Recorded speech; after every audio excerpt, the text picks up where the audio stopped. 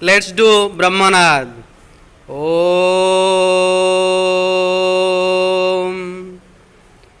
Om. Santi.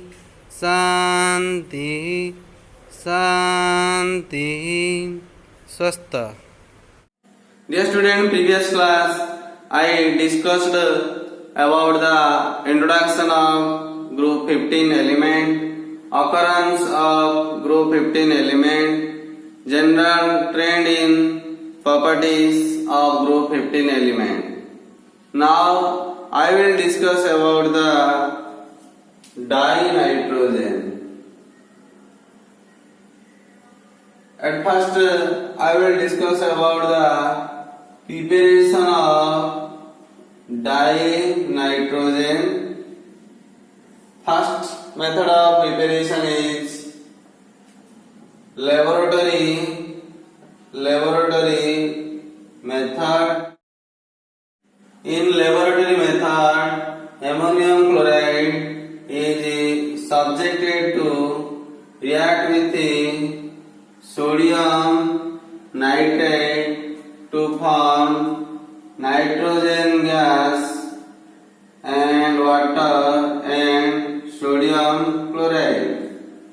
Next preparation is from ammonium dichromate. When ammonium dichromate is subjected to heating, then nitrogen gas and Cr2O3 and water are formed. Here it is bound to get the heat mark. Next is from sodium azide and barium azide. When sodium azide is subjected to heating, then sodium and nitrogen gas are formed. Similarly, when barium azide is subjected to heating, then barium and nitrogen gas are formed. Next is commercial method of preparation. In commercial method of preparation, the atmospheric air is first collected and then it is subjected to fractional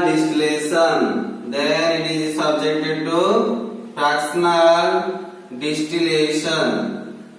Then the fraction collected at 77.2 Kelvin gives a liquid dinitrogen. These are the method of preparation of dinitrogen. Next I will discuss about the properties of dinitrogen. At first I will discuss about the physical properties of dinitrogen. Dinitrogen is a colorless, tasteless and non-poisonous gas. Next point is the stable isotopes of nitrogen are N14 and N15. Nitrogen having low solubility. Next I will explain about the chemical properties of dinitrogen. First point is at room temperature nitrogen is inert. However, if the condition will be changed, then nitrogen can react with many other elements, also with many compounds. First is reaction with lithium. When lithium is subjected to reaction with nitrogen, then lithium nitride is formed. It requires some heat. Next reaction is reaction with magnesium. When dinitrogen is subjected to reaction with magnesium, then magnesium nitride is formed.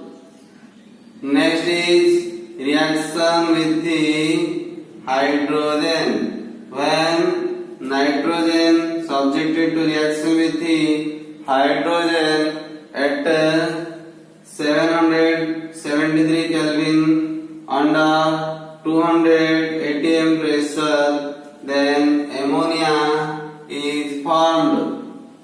Next is reaction with the oxygen. When dinitrogen is subjected to reaction with the oxygen at 200 Kelvin temperature, then nitric oxide is formed. Next chemical property is reaction with the calcium carbide. When dinitrogen is subjected to reaction with the calcium carbide, then calcium cyanamide is formed. Remember an important point. What is nitrolium? Nitrolium is a fertilizer which is the mixture of calcium cyanamide and carbon. These are the chemical property of dinitrogen. Next I will explain about the uses of dinitrogen. Dinitrogen is used for the manufacture of nitric acid, ammonia, calcium, cyanamide, etc. Dinitrogen also used to produce an inert atmosphere in steel and iron industry. Dinitrogen acts as inert diluent in reactive chemicals. Liquid dinitrogen is used as a refrigerant. These are the uses of dinitrogen. Next I will discuss about the ammonia. At first I will discuss about the preparation of ammonia. First preparation of ammonia is Haber's process. What is the principle of Haber's process? When nitrogen gas is subjected to reaction with the hydrogen at 500 degrees centigrade under pressure 200 to 900 atm in the presence of iron catalyst and molybdenum promoter, then ammonia gas is formed with the liberation of 22.8 kilocalorie energy. This is a reversible reaction. For the better yield of ammonia, it is bound to follow the Lee-Chatelier principle. According to Lee-Chatelier principle, what are the conditions for better yield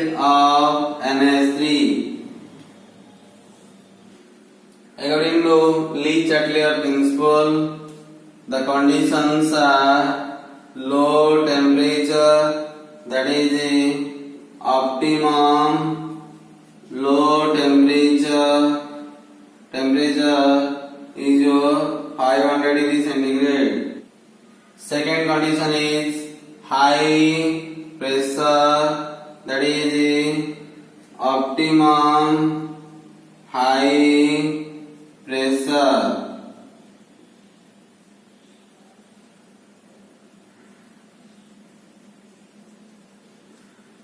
Next condition is increase in concentration of N2 and or H2.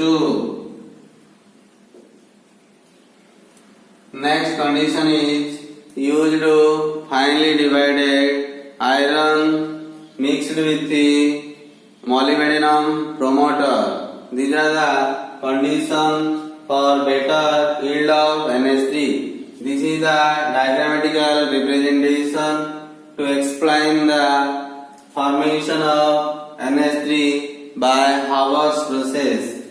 In this way, nitrogen and hydrogen are passed through the compressor. C means here compressor.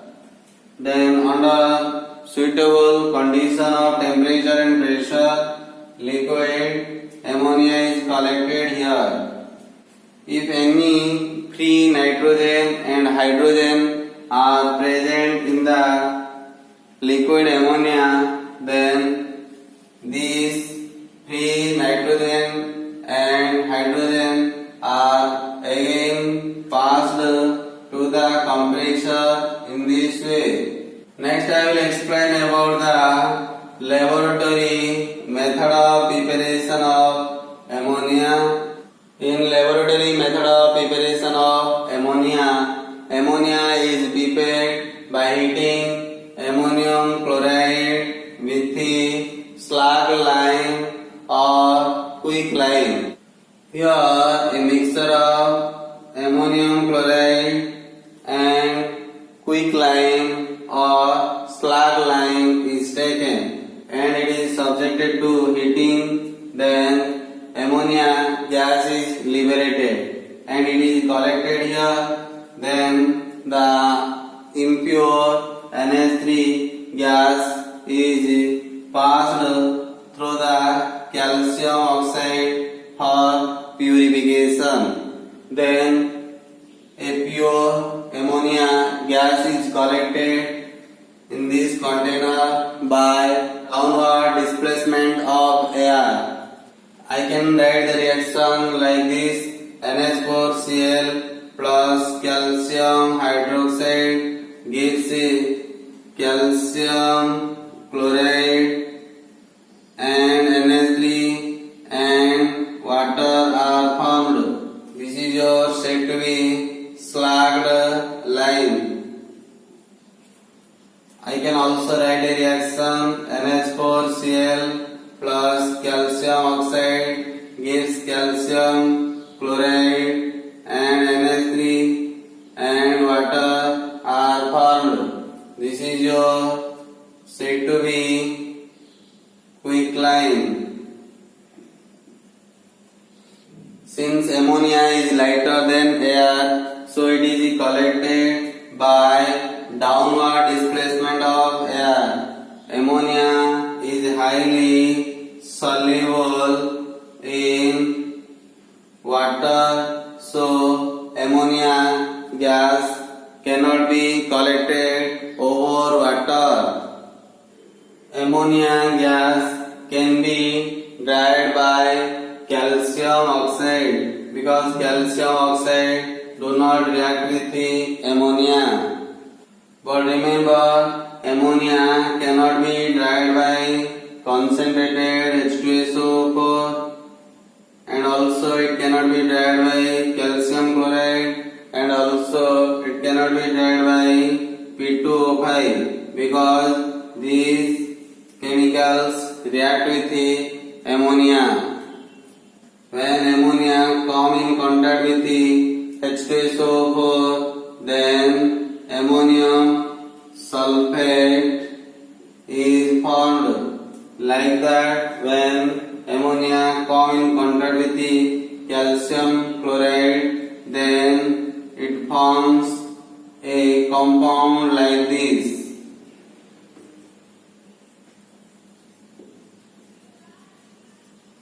This is the compound which is formed when ammonia come in contact with the calcium chloride. When ammonia come in contact with the P2O5, then at first P2O5 react with the water, form phosphoric acid. Again, when phosphoric acid come in contact with the NH3, then ammonium phosphate is formed. Due to these reactions, ammonia cannot be dried by concentrated H2SO4, also cannot be dried by calcium chloride, and also it cannot be dried by P2O5. Next I will explain about the properties of NH3. At first I will discuss about the physical properties of NH3. First point is ammonia is a colorless gas having characteristics smell. Next point is ammonia is a lighter than air. Next point is ammonia is a highly soluble in water. These are the physical property of NH3. Next I will explain about the chemical properties. First chemical properties, reaction with the salt solution. Ammonia react with the salt solution to form hydroxide. I can write the reaction like this: NH4 OH plus FeCl3 gives FeOH thrice plus NH4Cl. Remember an important point: at first NH3 react with the water, form ammonium hydroxide, then the ammonium hydroxide is used for the reaction with the salt solution. Similarly, I can write another reaction: ZnCl2 plus NH4OH gives ZnOH twice plus NH4Cl.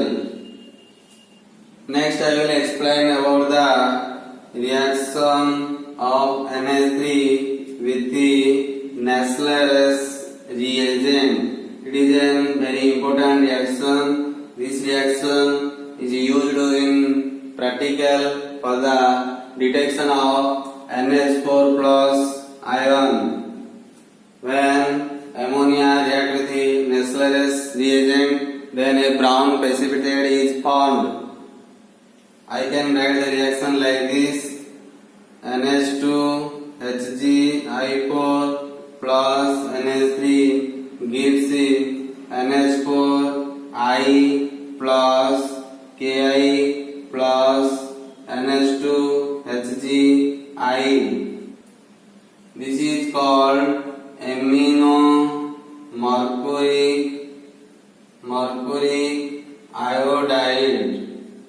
Again, amino mercury iodide subjected to reaction with the water form a brown complex due to formation of iodide Milan's base. Due to formation of iodide Milan's base. This is said to be iodide Milan's base. This is reddish brown. complex. Next chemical properties, formation of complex compound. With the copper sulfate, it gives a deep blue complex compound. I can write the reaction like this: NH3 plus H2O gives a NH4OH. Then NH4OH react with the copper sulfate gives a deep blue complex compound. This is your deep blue complex compound having name tetraamine copper I sulfate. Next chemical property is reaction with the water. When ammonia subjected to reaction with the water, then ammonium hydroxide is formed. Next chemical property is reaction with the HCl. When ammonia react with the HCl, then ammonium chloride is formed. Next chemical property is reaction with the CuO. When ammonia subjected to reaction with the CuO, then copper and nitrogen and water are formed. This reaction clearly indicates about the reducing character of NH3. Next reaction is reaction with the oxygen. When ammonia is subjected to reaction with the oxygen, then nitrogen and water are formed. This reaction clearly indicates an oxidation reaction. But remember, when ammonia is subjected to reaction with the oxygen in the presence of platinum at 500 Kelvin, then nitric oxide and water are formed. Next I will discuss about the reaction with the chlorine. When excess ammonia is subjected to reaction with the chlorine, then ammonium chloride and nitrogen gas are formed. On the other hand, when ammonia is treated with the excess chlorine, then nitrogen trichloride and HCl are formed. This is an important reaction. Next I will explain about the reaction with the potassium. When ammonia is subjected to reaction with the potassium, then potassamide is formed. Here also hydrogen gas is formed. Next I will discuss about the reaction with the sodium. When ammonia is subjected to reaction with the sodium, then sodamide and hydrogen are formed. Next I will explain about the uses of ammonia. Ammonia is used for the manufacture of fertilizer. Ammonia is also used for the preparation of nitric acid. Ammonia is used as a laboratory reagent. Ammonia is used as a refrigerant. Ammonia also used as a cleansing agent for removing grease. Next I will explain about the structure of oxides of nitrogen. There are different types of oxides of nitrogen. First is your nitrous oxide having formula N2. This is the structure of nitrous oxide. Next is your nitric oxide having formula NO. This is the structure of nitric oxide. Next is your dinitrogen trioxide having formula N2O3. It have two form. One is the symmetrical form, another is your unsymmetrical form. Next is your nitrogen dioxide having formula NO2. This is the structure of NO2. Next is your dinitrogen pentoxide having formula N2O5. This is the structure of dinitrogen pentoxide. Next I will explain about the allotropic form of phosphorus.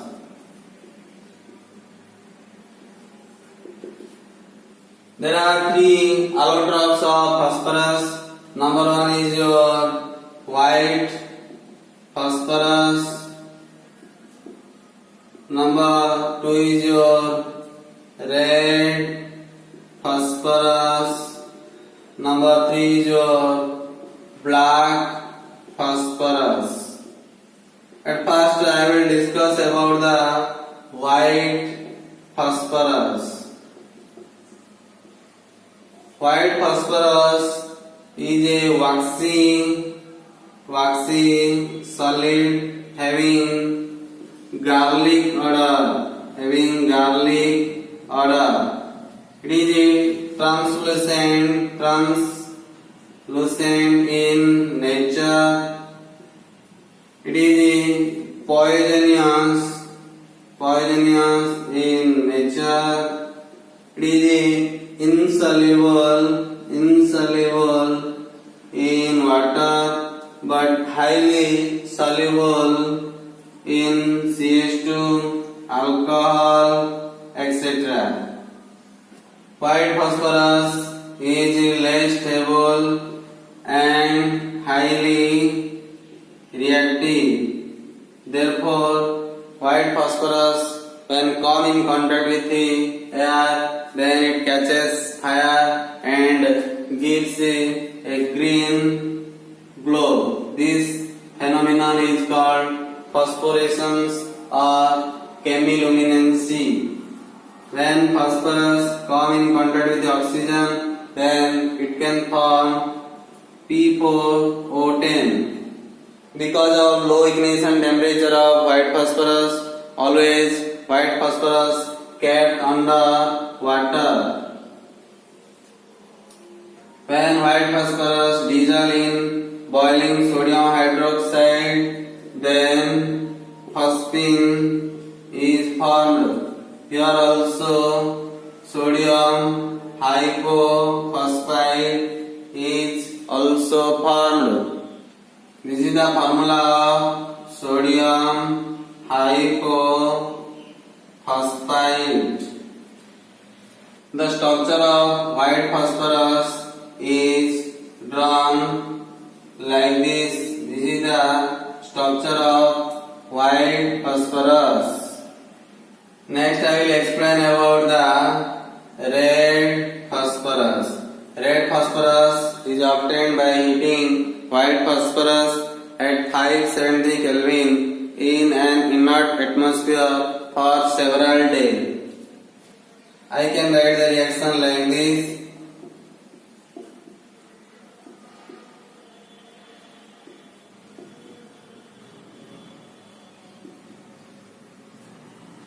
This is your white phosphorus. This is your red phosphorus. Remember some important point. Red phosphorus is a hard, crystalline, colorless solid with a iron grey luster. Red phosphorus is non-poisonous in nature. It is insoluble It is insoluble in water as well as in organic solvent. Red phosphorus is much less reactive than white phosphorus and it do not show phosphorescence. The structure of red phosphorus is drawn like this. This is the structure of red phosphorus.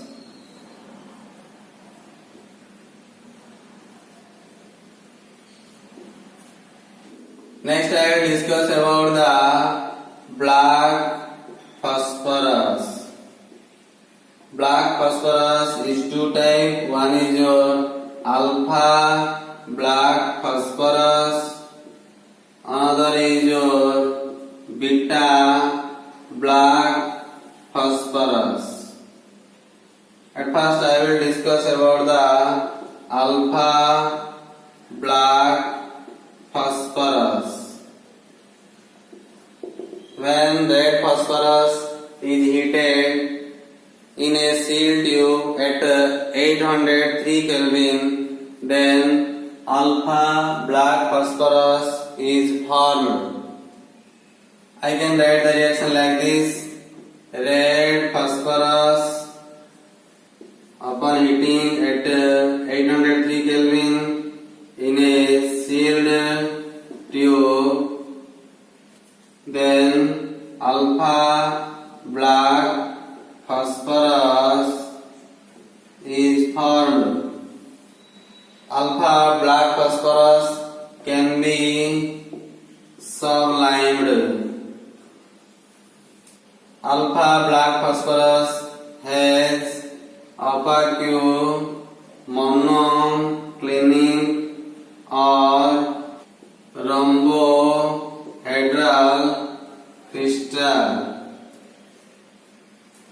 Alpha black phosphorus does not conduct electricity. It does not oxidize in air. These are few points regarding about the alpha black phosphorus. Next I will explain about the beta black phosphorus. When white phosphorus is heated at 473 Kelvin under high pressure, then beta black phosphorus is formed. I can write the reaction like this. This is your white phosphorus. When white phosphorus is subjected to reaction at 473 Kelvin under high pressure, then beta black phosphorus is formed. Beta black phosphorus is the most stable allotropic form of phosphorus. Beta black phosphorus is a highly polymerized form of phosphorus and has black metallic luster. Beta black phosphorus has sharp melting point. It has a layered graphite-like structure in which each phosphorus atom is covalently bonded with the three neighboring phosphorus atoms. Beta black phosphorus is a good conductor of electricity. I can draw the layer structure like this.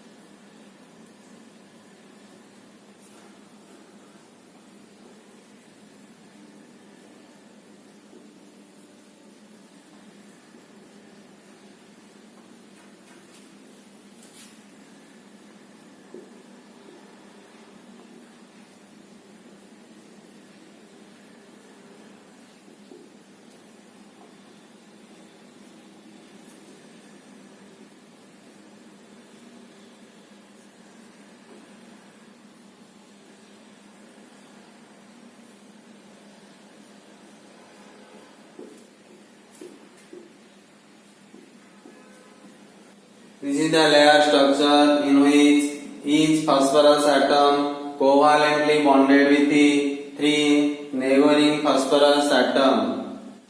This is all about the group 15 elements.